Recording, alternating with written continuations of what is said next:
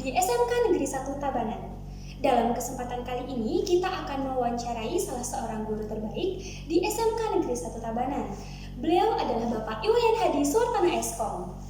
Beliau adalah seorang guru dan sekaligus menjadi ketua program keahlian jurusan TKJ di SMK Negeri 1 Tabanan. Beliau menjadi guru berprestasi tingkat provinsi tahun 2019 dan bahkan beliau mewakili Provinsi Bali ke jenjang nasional. Dan beliau mendapatkan beasiswa dari Kemendikbud untuk ke Jerman loh.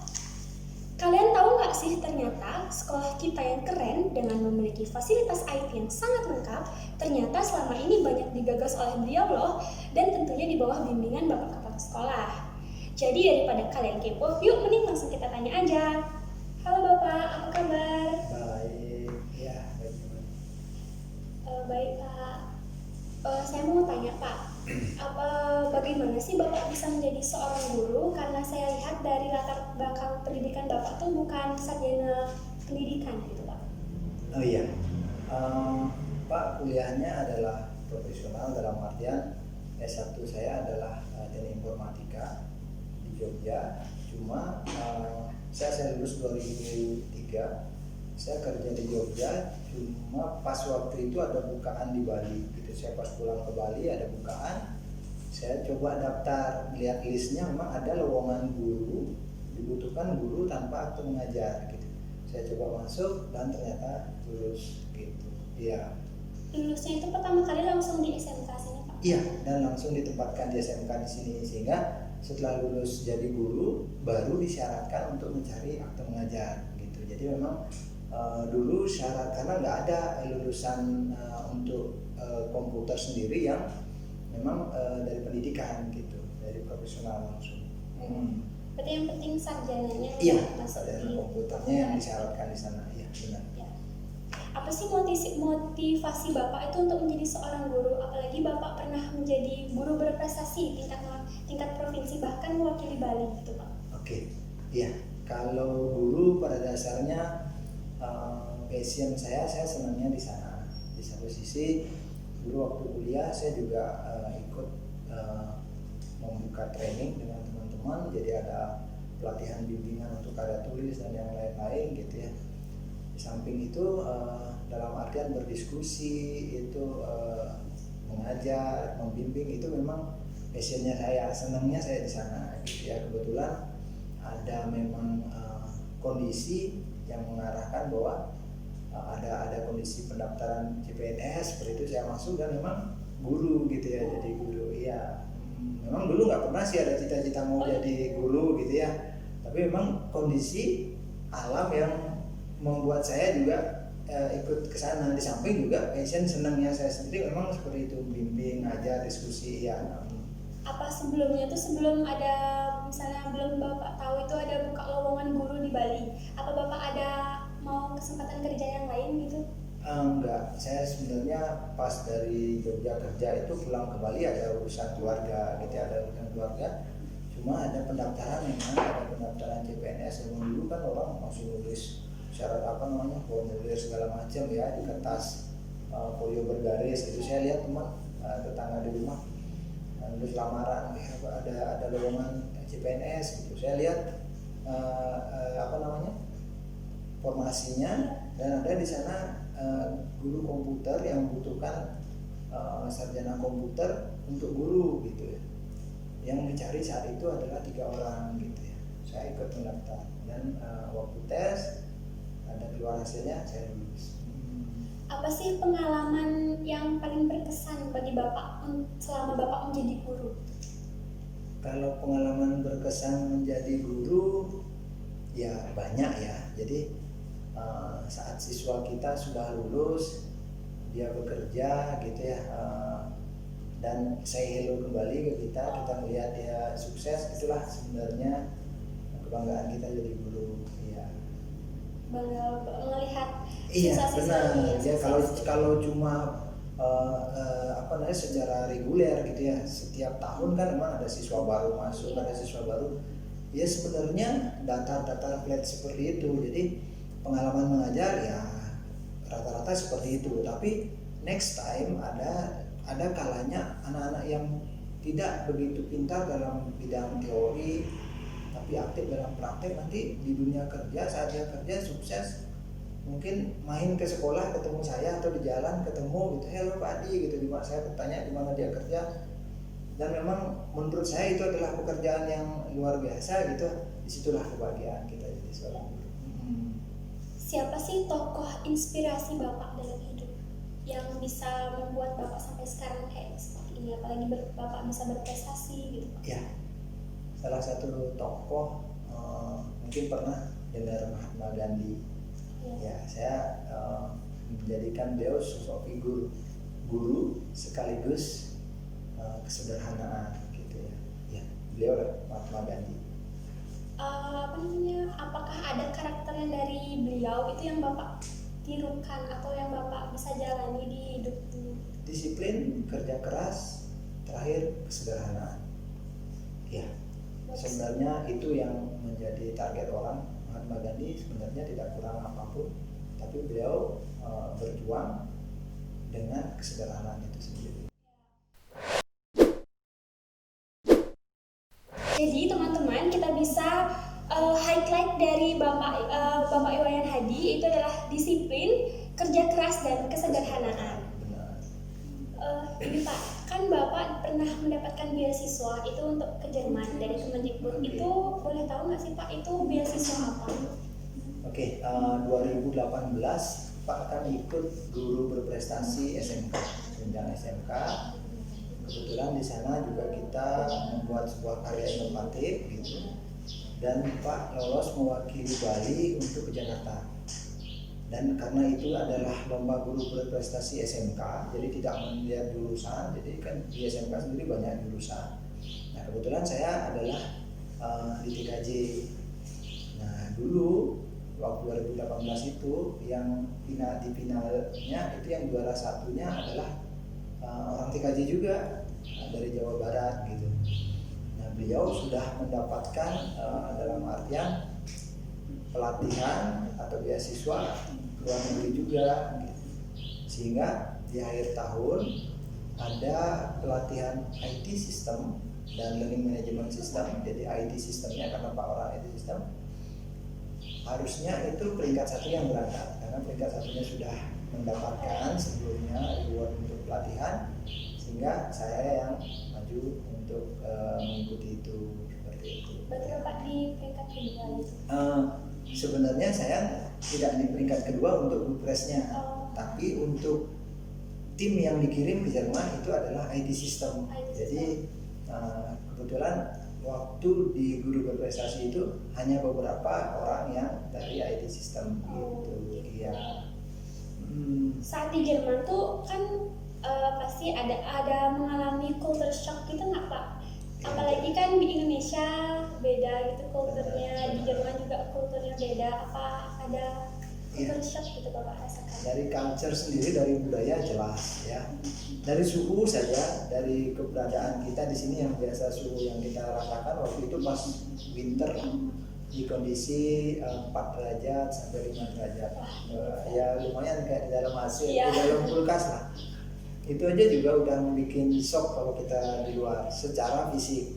Tapi secara psikologis kalau di culture-nya sendiri pada dasarnya orang-orang di sana sangat-sangat ramah gitu ya. Tapi kondisi lingkungan kita lihat nggak seramai di sini, mungkin karena musimnya ya, musim winter, jadi orang kebanyakan di dalam rumah ya, karena dalam rumah lah ada mungkin penghangat ruangan dan yang lain-lain. Kalau sekilas seperti itu, jadi tapi pada dasarnya Jerman itu adalah dari culture pendidikan, culture budaya itu sangat-sangat luar biasa.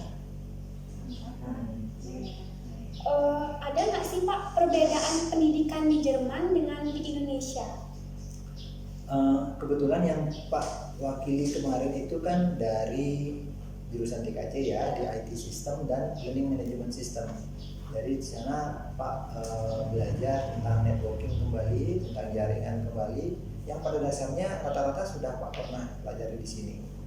situ juga kita belajarnya itu menggunakan sebuah learning management system dan bagaimana memanfaatkan sebuah learning management system yang juga kalian di sini sudah pergunakan dengan berbasis Moodle. Ya di sana juga Moodle, karena Moodle sendiri itu berkembang pesatnya itu di Jerman, Inggris, Amerika gitu ya. Nah, kalau saya di TKJ, di sini anak-anak TKJ, sebenarnya semua kurikulum yang di Jerman itu di-cloning total ke Indonesia. Jadi apa yang semua, saya bilang semua di TKJ itu kurikulumnya dibawa ke Indonesia. Cuma di Indonesia ditambahkan mata pelajaran lain seperti ada PKN, bahasa Indonesia, bahasa Inggris, sanitari, dan yang lain-lain. Sehingga ruang space-nya itu tidak seluas, tidak sebanyak yang ada di Jerman. Waktunya jadi mepet gitu ya. Waktunya mepet. Kalau di Jerman orang belajar itu santai, serius tapi santai, sehingga satu hari dia belajar untuk satu mata pelajaran gitu. Ada diskusi, praktek, diskusi lagi, praktek, sehingga pemahamannya begitu dalam. Berarti kalau di Jerman itu sekolah kejuruan nanti dia fokus ke itu aja. Jadi untuk pelajaran seperti bahasa atau matematika itu tuh udah enggak lagi. Ya, karena vokasi di sana itu dual system istilahnya. Jadi seperti kita di sini prakrim gitu ya. Tapi prakrimnya di sana itu sudah terpetakan ke industri. Jadi orang boleh masuk SMK, dia mendaftar nih ke SMK gitu ya, daftar di SMK, dia keterima di SMK, tapi ada syarat kedua, dia dikasihkan sebuah list industri yang sejalan dengan SMK itu. Jadi punya adik nih mau daftar SMK, terus dikasih list industri, kita disuruh ke sana. Di sana dites. Nah, jika di sana udah lulus, baru balik lagi ke sekolah itu untuk belajar. Karena nanti setiap minggu dari 5 hari itu di sekolah akan ada cuma 3 sampai 4 hari saja. Misalnya di industri gitu ya. Di industri juga bertahap. Jadi kalau kita di sini kelas 10 ada pelajaran tentang C1 di kejuruannya gitu ya.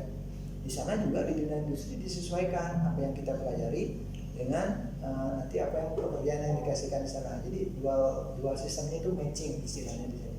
Berarti sama ya hampir mirip lah kayak di Indonesia, misalnya kayak di sini ada PKL gitu Pak ya. Berarti tapi perbedaan di Jerman itu kita harus cari dulu industrinya dulu. Benar, karena beberapa industri itu kerjasamanya khusus. Karena sekolah-sekolah di Jerman itu dibiayai oleh industri, sehingga dia harus dapat feedbacknya. Dan samping itu juga siswa yang magang di industri itu mendapatkan salary juga, mendapatkan penghasilan gitu, sehingga dia betul-betul merasakan manfaat dari bekerja, kerasnya dari bekerja, terus semangat dari bekerja itu sendiri. Berarti industrinya itu sebagai biar semangat ya bisa dia lolos di industri. Iya, karena nanti yang memberikan penilaian nanti industrinya. Jadi kalau di industrinya dia malas-malasan, itu yang akan diberikan penilaian bisa dicabut di sana. Iya. Semisal kalau misalnya dia industrinya tuh yang memberikan penilaian, menurut industri anak ini tuh kayak kurang gitu, kan otomatis itu dicabut. Apa bisa anak tersebut melanjutkan ke sekolah yang lain gitu Pak?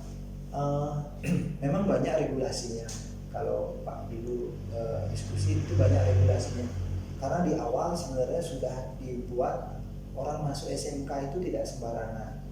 Jadi karena orang masuk SMK nggak akan, kalau dia mau kuliah itu nggak bisa langsung kuliah. Dia harus masuk lagi SMA berapa tahun penyesuaian baru bisa kuliah.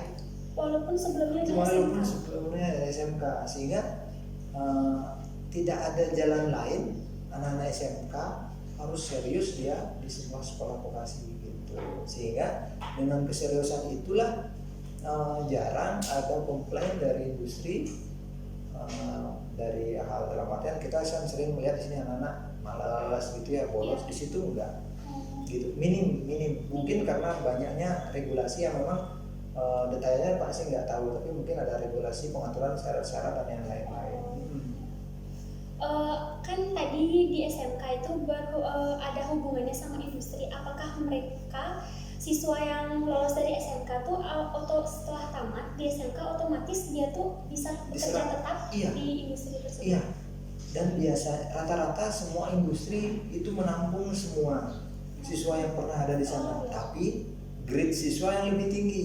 Jadi gini, kalau di sini di Indonesia kan rata-rata industri yang menseleksi. Iya. Kalau di sana karena dia mengikuti link and match-nya itu dari industri sendiri itu sudah klop dengan siswa.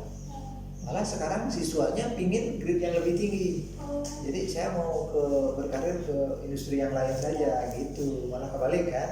Walaupun sebelumnya ada ikatan Iya, gitu, tapi ikatan. siswa boleh dibebaskan untuk tidak memilih industri. Masing-masing industri sih punya regulasi sendiri. Oh, ya. Kayaknya masing-masing punya regulasi. Ada yang memang langsung memang bisa ditempatkan di sana, ada yang memang dalam artian dibebaskan gitu. Beberapa sih kayaknya ada regulasinya. Tips dong Pak untuk dia bisa lolos beasiswa ke Jerman gitu, apa itu dari berprestasi yang langsung dapat beasiswa atau kita mengajukan gitu Pak? Iya, kalau saya sih sebenarnya nggak pernah bermimpi, belum pernah sebelumnya bermimpi ke Jerman gitu ya. Cuma saya sering baca-baca bahwa memang pendidikan yang baik itu ada di Jerman. Nah, kemarin saat di Jerman juga karena di sana 3 bulan gitu ya, hari Sabtu dan hari Minggu itu kan bebas, kita disarankan memang mengeksplor jalan-jalan untuk kemana. Di Jerman itu orang-orang di sana malah welcome dengan orang-orang Indonesia. Ayo anak-anak muda silahkan ke Jerman, bangun Jerman. Itu informasi yang langsung keluar dari mulut mereka. Jadi karena di sana adalah generasi tuanya terlalu banyak, generasi kalau bisa dibilang generasi mudanya sedikit karena di sana rata-rata orang punya anak satu. Jadi kalau orang punya anak lebih dari satu itu mereka bebannya gini, saya takut membebani negara gitu karena anak orang di sana dari lahir sampai mati itu ditanggung negara, sehingga mereka welcome. Ayo anak-anak yang dari Indonesia gitu ya, lulusan SMA kuliah di Jerman itu banyak tempat kuliah yang gratis, tempat kerja yang sangat terbuka banyak.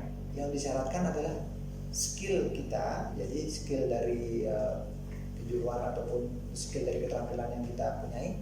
Yang kedua yang paling wajib itu adalah bahasa.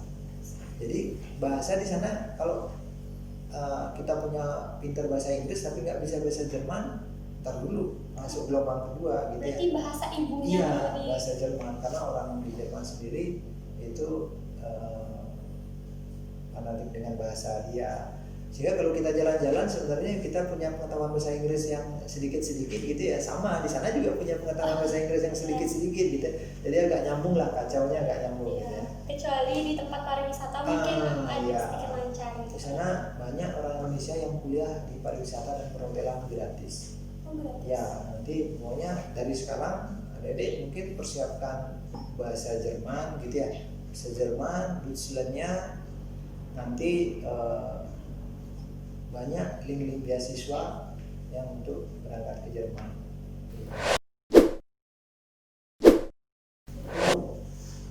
Ada nggak sih Pak poin penting yang Bapak bisa terapkan dari pendidikan Jerman untuk di sekolah kita? Iya, mungkin dalam artian proses pengajaran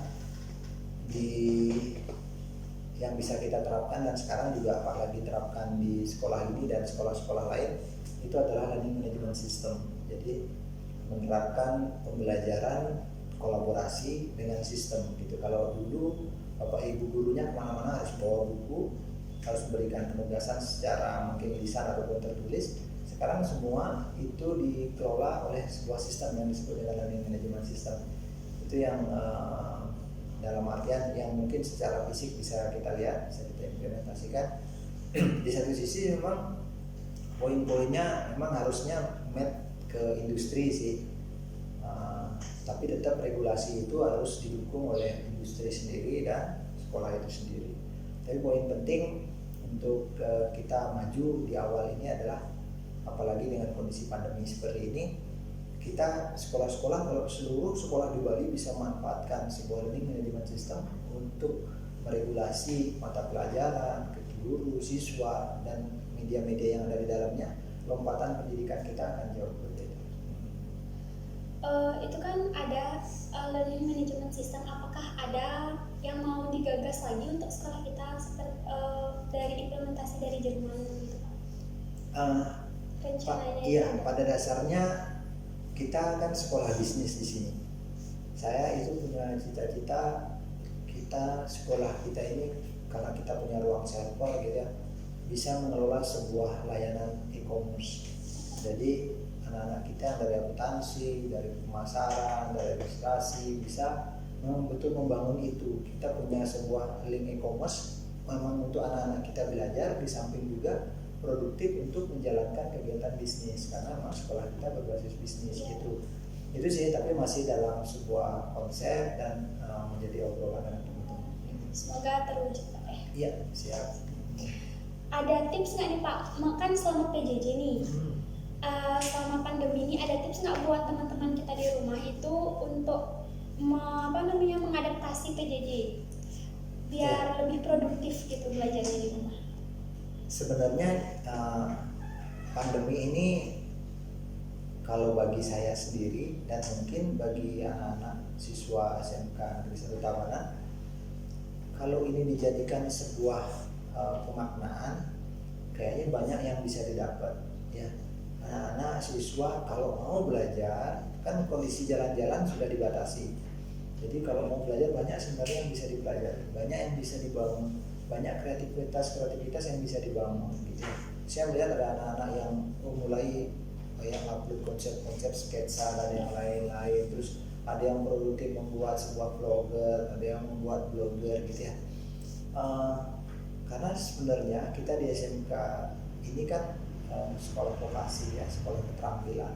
Sekolah keterampilan itu membutuhkan sebuah skill yang bisa kita bawa hidup, kalau istilahnya life skill gitu ya. Life skill itu betul-betul tergantung pada yang disebut dengan soft skill. Jadi pengetahuan yang sekaligus teresap di dalam implementasi gitu ya. Banyak orang pintar tapi di dalam mengungkapkan kepintarannya dia kurang. Ya, tapi orang-orang yang dalam artian soft skillnya di sana, dia bisa memik antara pengetahuannya, keterampilannya, penerapannya dalam bidang komunikasi gitu ya, implementasinya. Nah, itulah yang kita sebenarnya bisa banyak manfaatkan di dalam waktu-waktu ini gitu ya.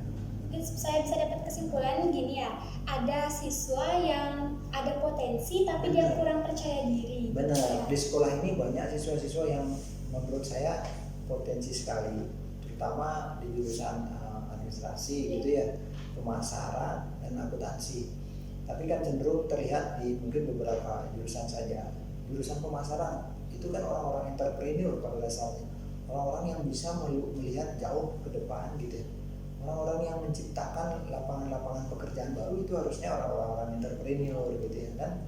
Dan mungkin harusnya kalau mereka melek dan mereka menjadikan momen pandemi ini sebagai sebuah ruang untuk belajar, itu sangat luar biasa. Sebenarnya waktunya sangat banyak gitu Sangat banyak sekali. Iya, kalau sebenarnya bisa kita bisa mengatur waktu, bisa kita lebih produktif banget gitu. Malah sangat lebih, malah tambah kok masa kurang aja waktunya gitu. Iya benar. Soalnya bisa dikerjakan di mana aja lewat online benar. gitu Pak ya. Ada nggak Pak motivasi Bapak itu yang bisa disampaikan ke siswa SMK 1 Tabanan? Motivasi saya sih kalau untuk anak-anak, waktu kalian sangat banyak sekali, jadi pengharapan orang tuanya juga pasti banyak, dan kesempatan yang ada sebenarnya sangat banyak, sehingga yang dibutuhkan hanya kreativitas kalian gitu ya. Waktu di sekolah ini, waktu dengan gurunya itu sebagai sebuah momen untuk transfer ilmu, tapi kreativitas kalian itu tergantung dari diri kalian sendiri, melihat, memanfaatkan peluang-peluang yang ada. Jadi teknologi sekarang sudah begitu pesat ya, informasi sangat begitu banyak di internet, di YouTube, apapun kalian bisa kerjakan hanya dengan menonton dan mencoba melakukan, sehingga jangan sia-siakan kesempatan ini. Kalau orang bersembunyi di rumah hanya untuk diam, tapi untuk anak-anak SMK harusnya waktu ini digunakan untuk kalian bertumbuh dan berkembang. Jadi kita sudah berbincang-bincang banyak dengan beliau. Ada 4 hal yang dapat kita tauladani dari beliau. Itu adalah semangat, bekerja keras, kesederhanaan, dan tidak putus asa. Beliau juga sudah tadi menyampaikan motivasi-motivasi yang sangat menginspirasi kita, seperti semua orang mempunyai bakat ada dalam diri, semua orang ada potensi yang ada dalam diri, semua orang bisa sukses, tergantung kalian sekarang untuk mengimplementasikannya, tergantung sekarang kalian, cara kalian untuk meraihnya. Terima kasih Pak Hadi sudah Ya, berbincang sama-sama. dengan Iya, kita dan men-sharing pengalaman. sama-sama. Teman-teman, terima kasih sudah menonton dan sampai jumpa di video-video selanjutnya. Tetap jaga kesehatan ya.